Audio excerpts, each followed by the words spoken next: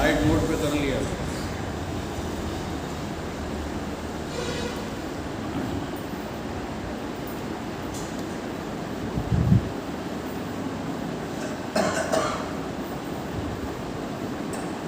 ओम जगदाधार सर्वदेष्टां धात्रे नमः। ओम जगदाधार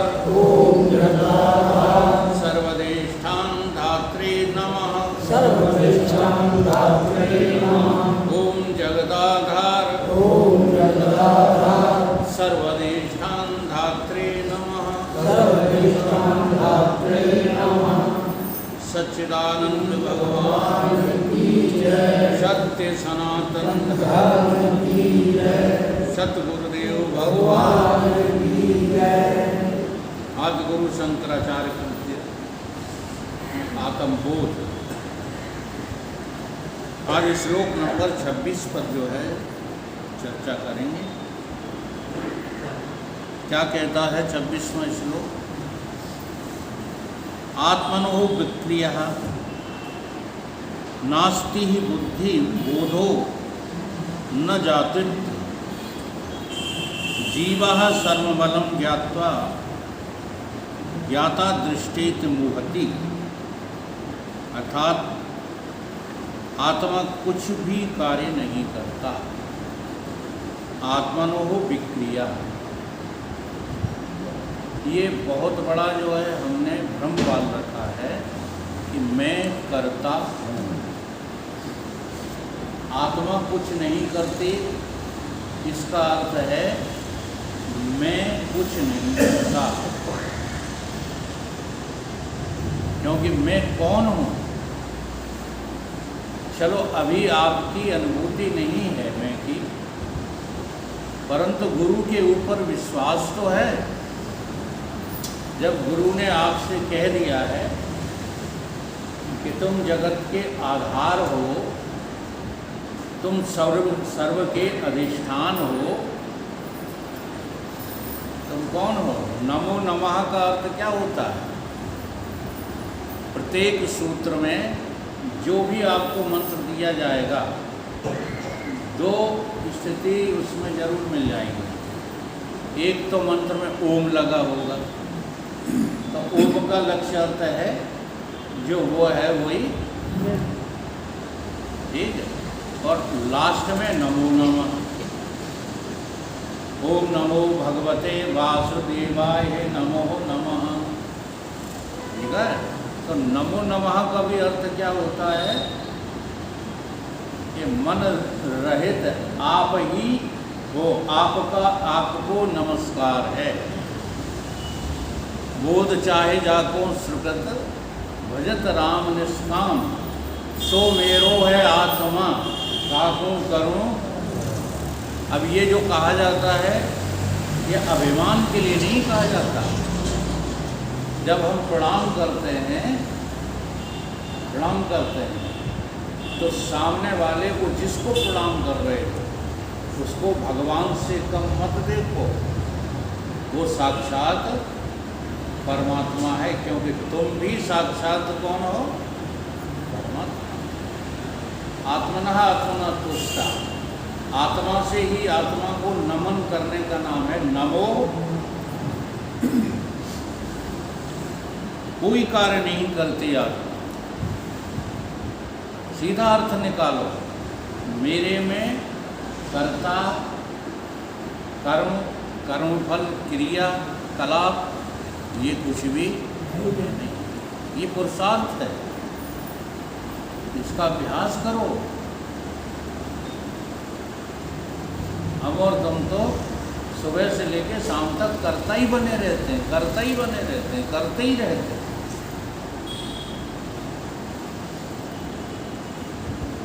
आत्मा कुछ भी कार्य नहीं करती और बुद्धि में अपने आप कुछ करने की या जानने की क्षमता नहीं है। बुद्धि जड़ है कि चेतन?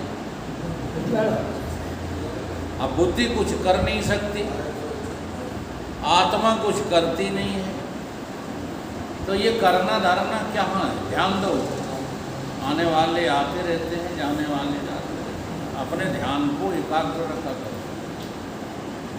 बुद्धि कुछ करती नहीं है। बुद्धि माने अंतःकरण,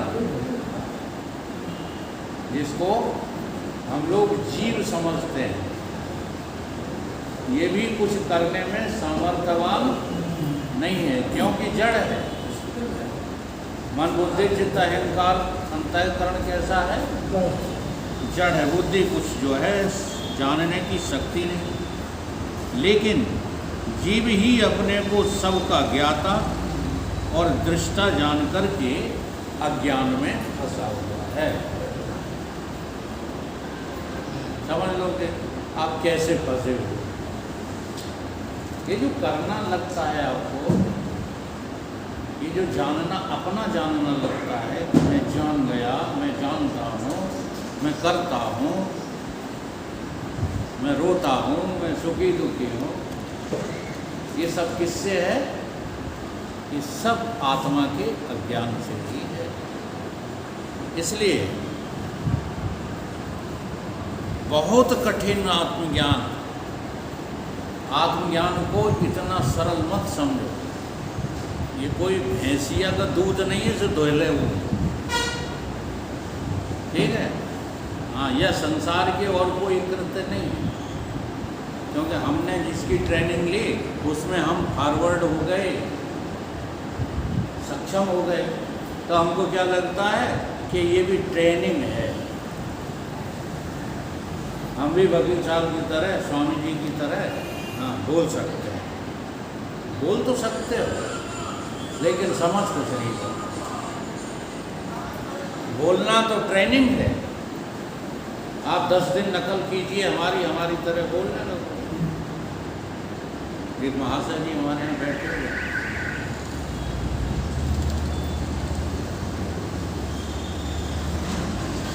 किसी बात की जो है ज्यों का त्यों वर्णन कर देना, आलोचना नहीं होती और प्रशंसा नहीं होती।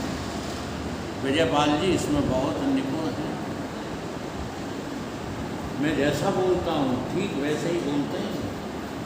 मैंने छुप के सुना है, मेरे सामने नहीं बोल पाते, लेकिन अकेले में छुप के मैंने सुना है जैसा मैं बोलता हूँ। वेदांत के उन शब्दों को जहाँ का तहाँ बोलते हैं, परंतु इनसे हृदय से पूछो, तुम्हें पता है इस बात का? अगर पता है तो काम, क्रोध, लोभ, मोह इन सब से मुक्त हो। ये सब तुम्हारा कुछ नहीं बिगाड़ सकते। तुम 1 सेकंड में मोह का त्याग कर सकते हो, 1 सेकंड में जो है काम का, लोभ का। लेकिन ट्रेंड हो जाना अलग बात है, और उसकी समझ पैदा हो जाना अलग बात। बड़ा कठिन है। जिज्ञासा मोक्षा की कमी के कारण से ही हमको क्या लगता है कि इतने दिन हो गए और जो है कुछ भी समझ में नहीं लगता है कि नहीं लगता। इसकी वजह केवल मुमुक्षा की कमी।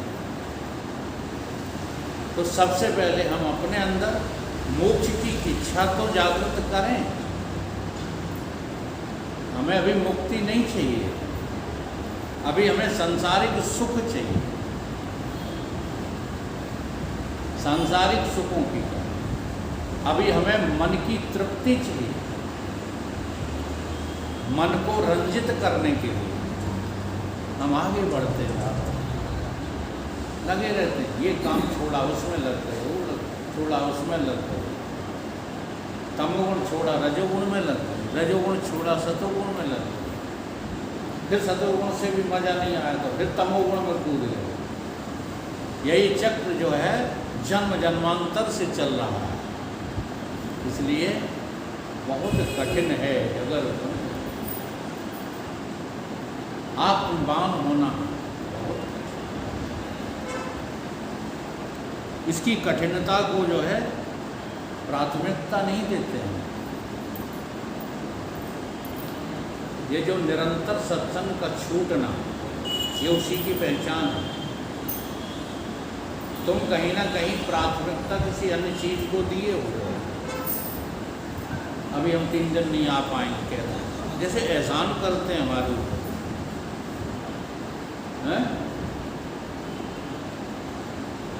मास्टर साहब से कह देना एप्लीकेशन लगा दें हमारी छुट्टी 3 दिन की मंजूर कर।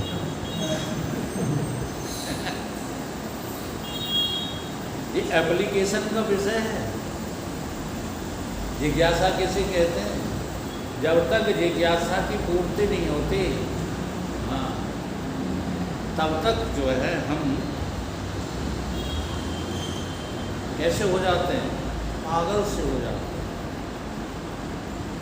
जिज्ञासा उसी को कहते हैं, जानने की इच्छा जब जागती है ना, तो भीड़ को हटाते हुए घुस जाते हो। अभी कहीं जैसे मजमा लगा हो, है ना, और किसी ने कह दिया कुछ हो गया, कुछ हो गया, तो तुम अपनी गाड़ी रोक करके फिर जाओ, फिर तुम्हें दिखाई नहीं दे रहा, तो भीड़ काटते हुए घुस जाओ, क्योंकि जिज्ञासा जानने की है कि नहीं। ऐसे ही मुक्ति की इच्छा जगनी चाहिए। जब तक जिज्ञासा नहीं है तब तक काम नहीं बनेगा। चैतन्य स्वभाव है, जो शुद्ध चेतन है वो क्या है? आपका स्वभाव है, क्रिया नहीं है। क्रिया क्या है?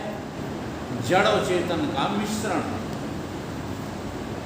जड़ और चेतन का मिश्रण। कैसे होता है? आत्मा का स्वभाव जो है जानना नहीं है, आत्मा का स्वभाव तो है। इस ब्रह्मांड में कोई है। जैसे कल उन्होंने भजन सुनाया था, कोई कह तो रहे थे, हाँ जगदीश जी कह रहे थे, जगदीश जी की बुद्धि तो अच्छा काम करती है कि पंडित जी ने जो भजन सुनाया था वो पहले सुनाते, फिर आप उसकी व्याख्या करते, तो फिर वो क्लियर हो जाता है। किसी को क्लियर नहीं हुआ, भावों में सब बह गए। क्या कहा था उन्होंने? पहले ही शब्द उठा, इस संसार भगवान की नाव, यही तो कहा था। संसार क्या? पहले ये कहा था कि संसार हमारी नैया है, पहला शब्द ये था। फिर उस नैया में हम हैं, नैया में हमने संसार। हाँ, फिर ये संसार कहाँ है? इसमें है नैया, ठीक है, और नैया में हम, और नैया हम में।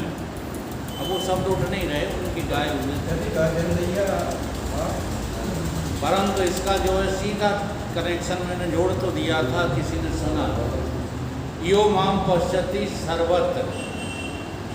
गीता में भगवान ने ये कहा, वही उन्होंने गा के कहा, यो माम पश्यति सर्वत्र।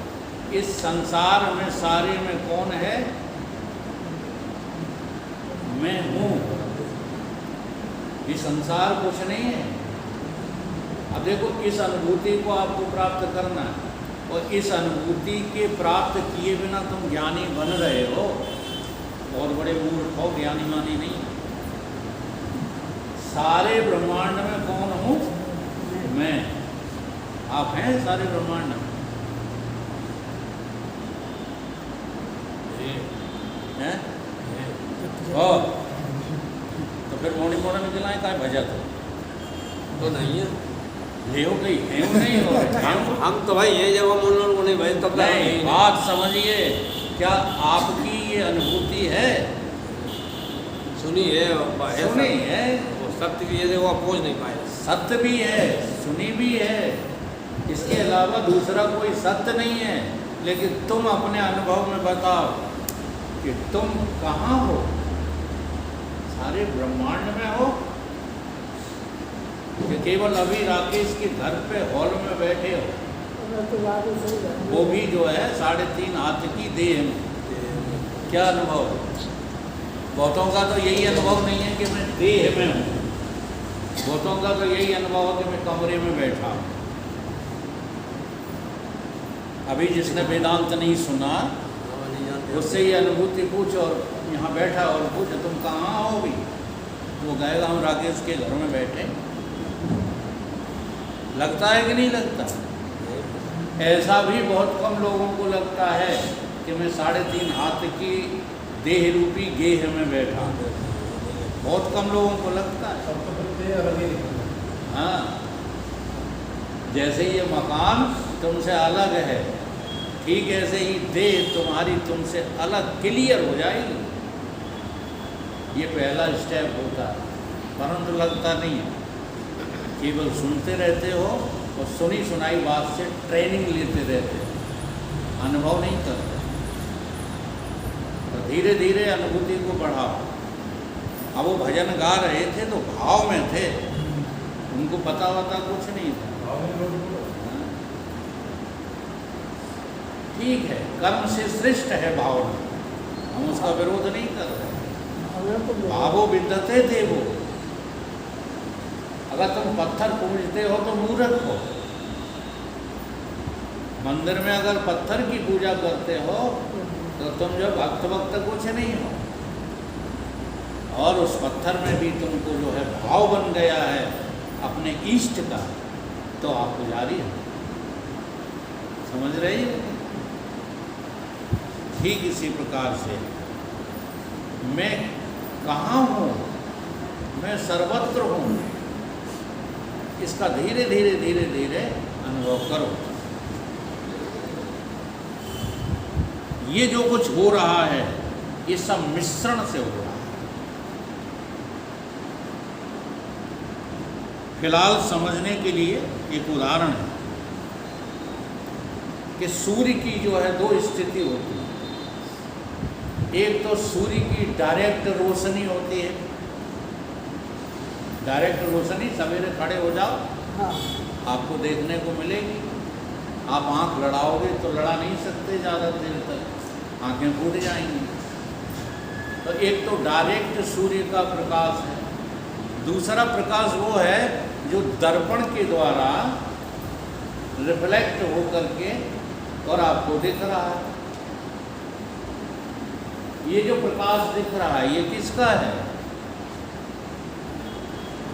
अभी इस मकान में जो प्रकाश दिख रहा है वो किसका है? सूर्य का। अभी तो मोटी बातें हैं यार, लट्टू भी बुझा दो तब भी प्रकाश है, होगा कि नहीं होगा? तो ये प्रकाश किसका है? सूर्य का। ठीक है, ये आप जो है सोच नहीं सकते, ये डायरेक्ट प्रकाश नहीं है। सूर्य का डायरेक्ट प्रकाश ये नहीं है। बाहर चले जाओ वो भी डायरेक्ट नहीं है। ये सूर्य का कौन सा प्रकाश है? ये प्रतिबिंबित रिफ्लेक्टेड प्रकाश है। सूर्य की किरणें कहीं जाकर के टकराती हैं। Reflection of light. हाँ, ये सूर्य के रिफ्लेक्शन का प्रकाश है। कौन सी रेखा होती है हम तो पढ़े नहीं हैं? भूमध्य का जान पुराना मास्टर, ये साइंस के या ज्योग्राफी प्रकाश के परावर्तन नियम।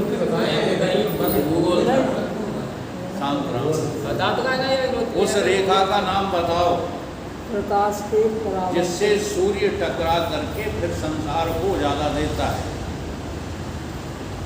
चलो ऐसे समझ में नहीं आ रहा तो दर्पण रख लो हैं।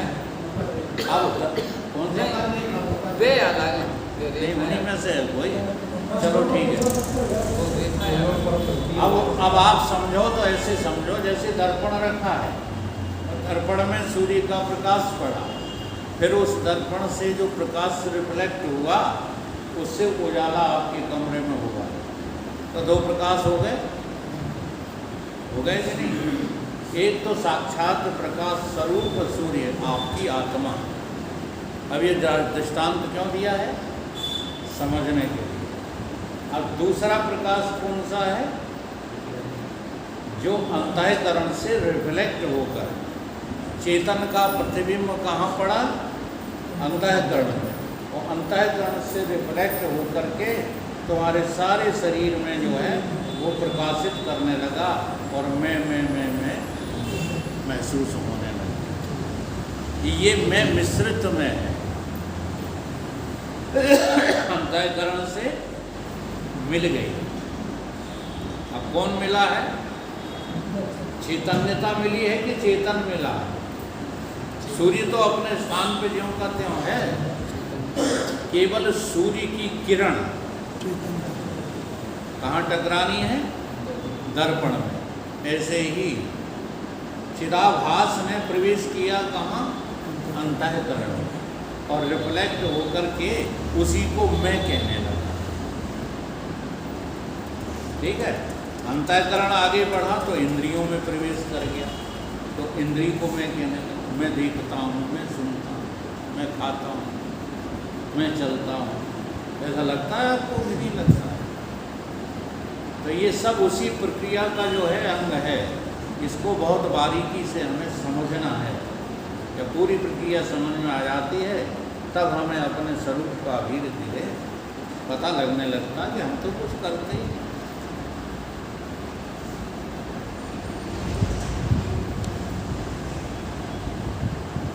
तो दोनों सूर्य की रोशनी है, पर उन दोनों में थोड़ा धार्मिक और वैज्ञानिक फर्क है। कुछ धर्म प्रतिबिंब के होते हैं, प्रतिबिंब की रोशनी के होते हैं, कुछ धर्म के नहीं होते हैं। और कुछ धर्म जो है सूर्य की रोशनी के होते हैं। अब देखो, हिलना डुलना मुड़ना, ये सब किसके लक्षण हैं? जो शीशे में प्रकाश बैठा है, शीशे में प्रकाश बैठा है, ये हिलना डुलना किसका है? ये जो धूप कभी छाया में बदल जाती है, कभी छाया धूप में बदल जाती है, ये किसके लक्षण हैं?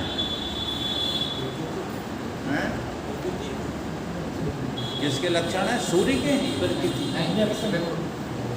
ये सूर्य के लक्षण नहीं है। ये जो रिफ्लेक्टेड रोशनी है, हाँ, ये उसके लक्षण है। और सच पूछो तो उसके भी लक्षण नहीं है। उसने जड़ता से अपने को तादात्म्य कर लिया है, इसलिए जड़ता के सारे लक्षण अपने में आरोपित हो गए हैं और अपनी प्रकाशता जड़ता को मिल गई है। तो ये मिश्रित भाव होकर के संसार हमको मैं और मेरा लगता है। नहीं, न तो मैं हूँ मेरा।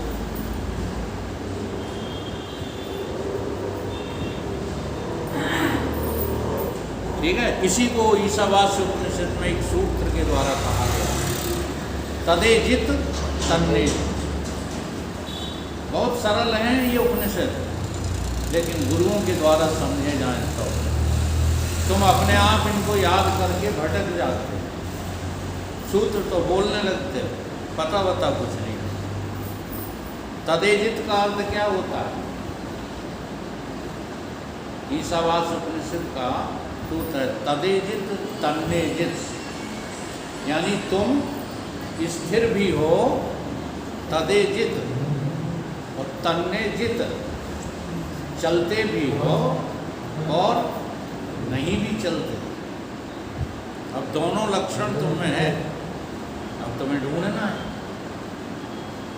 तुम्हें ढूंढना है कि नहीं ढूंढना?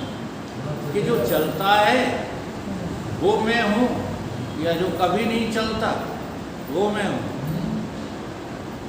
मैं कौन हूँ? तो चलते कैसे हो तुम? वृत्ति के नाते। वृत्ति में तुझ चेतन की चेतनता ने प्रवेश करके और उससे अपना झूठा संबंध जोड़ लिया। अब जोड़ करके चलने लगे। तदेजित चलने लगे। तो वृत्ति के नाते तो हम चलते हैं और वृत्ति से रहित हैं हम अचल है। हमें कोई चलना वलना है नहीं। है ही नहीं। अब जो है इतने गहरे में घुस गए, या तो सो गए और या फिर जो है हमारी बातों को बिल्कुल सेट कर लिया इन्हें, जैसे वो कर लेते हैं मोबाइल में भर लेते हैं प्रवचन। इनके पास जो है अपना अंदर मोबाइल है। इतनी अच्छी बुद्धि पाकर के भी विजयपाल यदि कल्याण न हुआ आपका, हमें तो अफसोस रहे, तुम्हें वो चाहे ना। हमारी बुद्धि बहुत बेकार रही, बहुत बेकार बुद्धि रहने पर भी हाँ इतनी मेहनत की कि उस बुद्धि को जो है चमका लिया। हाँ, हम अपने बड़ाई नहीं कर रहे, क्योंकि वही बुद्धि आपके पास है, हम क्यों बड़ाई करें? जो मेरे पास है वही तो आपके पास है।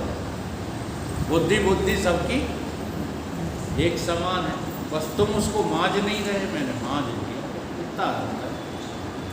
तुम्हारे घर में बर्तन गंदे पड़े हैं, बर्तन तो वही है, चांदी के, सोने के, पीतल के, कांसे के, यही बर्तन है। जो तुम्हारे पास है वही हमारे पास। हमने मेहनत करके उनको चमकाने की कोशिश की, चमके। तुम कहते हो ठीक गंदे पड़े रहे, इन्हीं से खाते पीते रहे। देखो कहीं कहीं जा करके एक आश्रम में मैंने देखा अभी बंदेसी के आश्रम कि लैट्रिन में तुम अपना चेहरा देख लो, कितनी सफाई। संतोषानंद नाम के संत वहाँ रुके हुए, इतनी सफाई रखते हैं। हाँ बाबू सिंह अच्छे साधु है, हम एक दिन हुआ है फिर, इतनी सफाई। और वहीं हमारे हरिओम बाबा बहुत अच्छे बाबा हैं, स्वभाव अच्छा है, सब लैट्रिन देखो, बाथरूम देखो, सांप की केंचुली लटक करे, 2 केंचुली मिली वहाँ पे, कोई सफाई नहीं। तो ये तो उदाहरण है। सिद्धांत क्या है? अंतःकरण शुद्ध नहीं कीनो, तोरे राम रमात, भगत सब गौदू से। अंतःकरण केवल सफाई की बात करेंगे, वेद बोलेंगे अंतःकरण शुद्ध करो, अंतःकरण करोगे बोलोगे नहीं।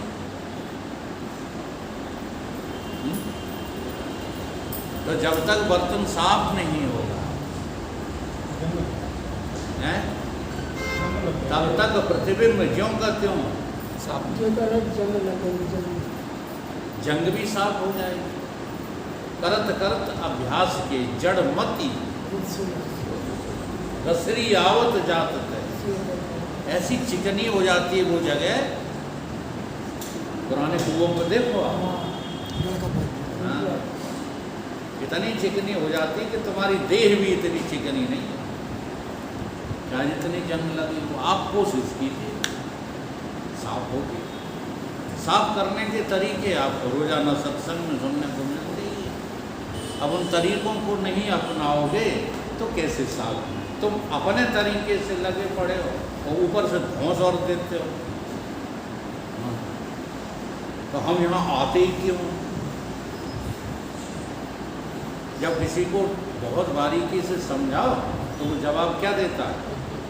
तो हम तुम्हें सुनने फिर आते ही क्यों हैं? तो तुम जानो क्यों आते। अंतःकरण तो साफ नहीं हुआ अभी।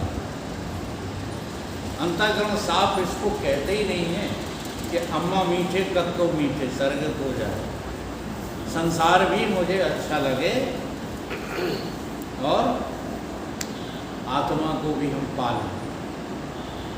ये दोनों काम साधना काल में नहीं होते और सिद्धि काल में पाया हुआ लगता है, क्योंकि ऐसा कहा है संतों ने और बात भी हकीकत है। पायो जी मैंने राम रतन धन पायो। अब जो राम रतन को पा लेता है